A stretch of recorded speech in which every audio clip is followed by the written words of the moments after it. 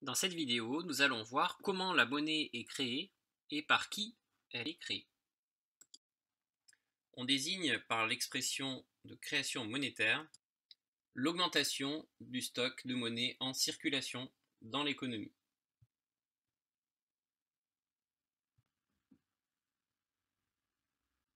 On désigne par l'expression destruction monétaire la diminution du stock de monnaie en circulation dans l'économie.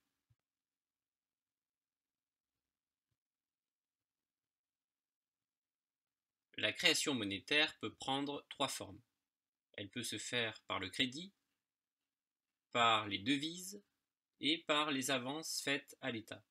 Dans cette vidéo, nous nous intéresserons principalement à la création monétaire par le crédit. Intéressons-nous tout d'abord à la création monétaire par le crédit. Créer de la monnaie est très facile pour une banque commerciale. Considérons la création monétaire à partir d'un exemple simple. Un particulier, Monsieur X, a besoin d'un prêt de 50 000 € pour s'acheter un appartement. Il souhaite obtenir ce prêt auprès de la banque A, qui est prête à lui consentir un taux d'intérêt attractif sur 10 ans. La comptabilité d'une banque ou d'un agent économique se décompose en un actif et un passif. Si on s'intéresse à la comptabilité de Monsieur X, l'actif renvoie aux ressources de l'agent économique. Ici, Monsieur X va recevoir 50 000 € qui sont inscrits sur son compte par la banque A. Le passif renvoie aux dettes de l'agent économique. Ici, Monsieur X s'engage à rembourser 50 000 € à la banque A. Il a une dette. On peut remarquer qu'il y a égalité comptable entre l'actif et le passif, c'est-à-dire entre les ressources et les dettes. De la même manière, on va pouvoir présenter la comptabilité de la banque A. À l'actif de la banque A, on retrouve la créance sur Monsieur X, qui constitue une ressource pour la banque, c'est-à-dire que la banque est en droit de recevoir le remboursement de la dette de Monsieur X. Cela constitue donc une ressource pour elle. Au passif de la banque, on retrouve ce que la banque doit à ses déposants. Ici, le passif est constitué des 50 000 € qui sont déposés sur le compte de Monsieur X.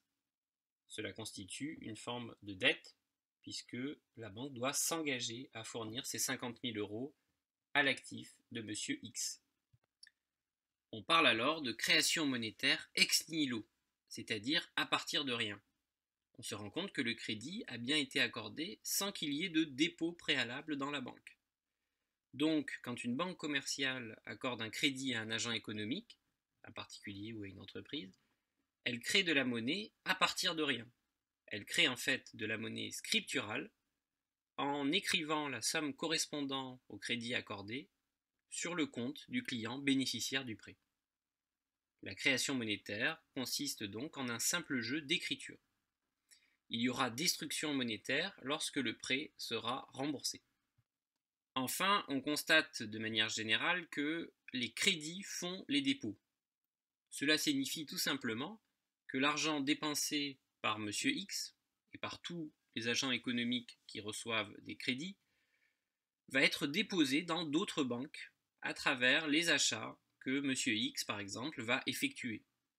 On voit donc que la création de monnaie scripturale par les banques commerciales va générer des dépôts dans d'autres banques. On a alors une augmentation de la masse monétaire. Si l'on résume la situation, la masse monétaire est la quantité de monnaie en circulation dans une économie. Elle varie en fonction des opérations de création et de destruction monétaire.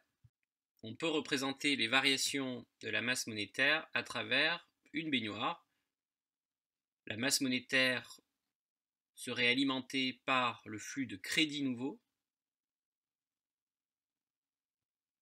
et la destruction monétaire, qui constitue une fuite, serait caractérisée par le flux des remboursements des crédits.